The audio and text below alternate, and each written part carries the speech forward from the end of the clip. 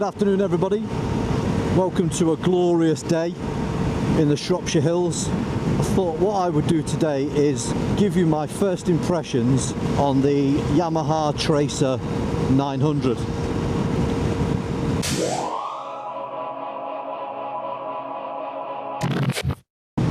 Yeah, Yamaha Tracer, what a great bike. I bought the Yamaha earlier this year. I was looking for an all-rounder, comfier bike for touring. So the reason that I bought the Tracer was really value for money. And looking at the price of the Tracer, the two bikes that I was looking at other than the Tracer were a Honda Crossrunner and then also the Suzuki V-Strom and the Kawasaki Versys. And each one of them bikes were about £1,000 to £2,000 more expensive than this. After doing the research for this bike, the two things that stood out as negatives on this bike was the screen, the standard screen, and the suspension. There was also some users reporting a high-speed wobble on the bike, but when I looked at that high-speed wobble, it seemed it only sort of did it at autobahn speeds. So I took it out for its initial test ride and it got a bit of getting used to. I'll be honest. I loved the wideness of the bars. I love the upright position, and I love the presence it gives you on the road. I don't feel so hidden from other drivers on the road. It's got great LED lights on it that give you good line of sight really in the dark, and they also sort of give you a presence on the road as well, make you more visible to road users. So yeah, great LED lights on there. One thing that I was sold on was this LED display. It's brilliant. It gives you all the information that you need. It's bright, you can see it. One criticism I had of other bikes was the fact that you had the sort of black on black, if you know what I mean, with some LED displays, and when the light hit it, or the sunlight hit it, you couldn't see the display. With this, it doesn't matter, it's backlit, black on white, and you can see all the information on there. You can even modify all the information on there to suit what you need. So at the moment I've got, I can see the time, I can see the speed, I can see the fuel gauge, it's got a gear indicator on there, I can see what gear I'm in, and I've configured this on the fly to read air temperature, bike temperature and trip 1, and then if I cycle through on the thumb I can then see miles that I've done, odometer, fuel average, miles per gallon, time obviously out on the bike, a trip 2 as well. So I can flick through that information on the thumb here, which is really good. On trip 1 I like to know obviously how many miles I've done that day, and trip 2 is the overall mileage of the trip. It's always good to know air temperature and bike temperature and whatnot. Another plus for this bike is the sound of the triple engine. So it's just a shy under 900cc, and it's an inline 3 or triple engine, and it sounds fantastic. It's got a nice whistle to it when you pull away over 5,000 and then 7,000 revs. That CP3 engine, you can hear that a great sound to it. Plenty of low down torque as well to sort of pull away from anything, get you out of any trouble. So the Tracer's got 3 modes. She's got standard mode, which is fine for 90% riding that I do.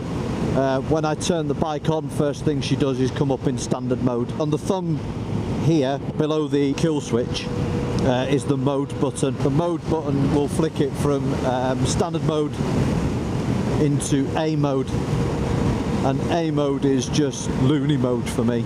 So B mode is fine for the wet. It sort of gives you about 95 horsepower. It's a lot smoother power delivery. It's not as erratic. A mode, however, is a totally different beast. In A mode, it's just all shackles are off. She's very aggressive with the throttle. She'll wheelie all day. So if you want to be a bit of a loon and you want to hoon around on this bike, then it will give you the thrill to be able to do that. If you give it too much beans in A mode, then the front end, you can tell that it wants to lift, and it's only the traction control kicking in that sort of stops it from doing that, really. So the speed wobble is a number of factors on the bike. Some riders say that they've not changed anything on the bike and they don't get the speed wobble. Some riders that I've spoke to, they say that changing the screen sorted the speed wobble out, and others say that you need to sort the suspension out. When they brought out the Tracer GT, the 900 GT, on there was a longer swing arm, and that seems to have addressed that issue. What I've noticed on this bike is that when you behind high-sided vehicles on the motorway or on the dual carriageway, you get a little bit of a wobble in your bars. It might be because of the handguards, but the wobble that I've experienced hasn't been that bad. When I'm sat at 70 plus on the motorway, I'm not getting a wobble there. As regards to normal riding, she's great in the bends, absolutely great. The sound of that engine, the way she pulls out of a bend is cracking. I have said a number of times that the standard screen is absolutely pants on this bike, and looking at the standard screen and the way that it's positioned, it's really tall, and the way that it's angled is more out of the bike, if you know what I mean. And it's that angle that gives it the horridness, basically, of the ride. The buffeting, the wind noise, it's just horrendous. It has got 3 settings on the screen that you can adjust it. There's 2 handles that you adjust at the side, and you can adjust it into 3 settings. And no matter what setting I put that on the standard screen, it did nothing to improve the ride on that. It wasn't until putting it in an MRA screen, it's improved the overall ride at dual carriageway and motorway speeds. The seat is a little bit, it's not overly harsh. I mean, it's not sports bike harsh, but you do know that you've been riding after a couple of hours.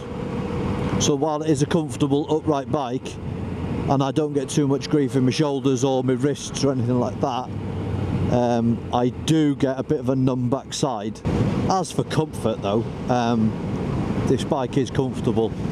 Tell you what I do like about this bike, it's the little growl that it gives. It sort of hits around 5 to sort of 7,000 revs.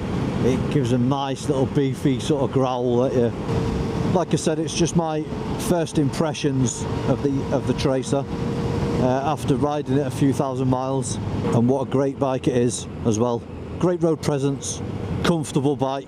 You're getting ABS, traction control, and you get quite a lot for your money, really. That's pretty much why I bought it, value for money. It's in between 2 sort of markets, really, this, because it's not a sports tour in the traditional sense, like the ZX1000 is and the VFR, but it is classed as a sports tourer because it's certainly not an adventure bike in the class that the GS and the Africa Twin and the KTM are adventure bikes, and the Triumph Tiger.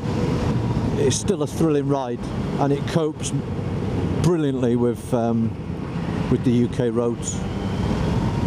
Yeah, so I hope you enjoyed my first impressions of the Yamaha Tracer 900. Mine is a 2017 model. It's a great bike, and I look forward to touring a lot more miles on it. So thanks very much for watching, and I'll see you again soon. Ta-da.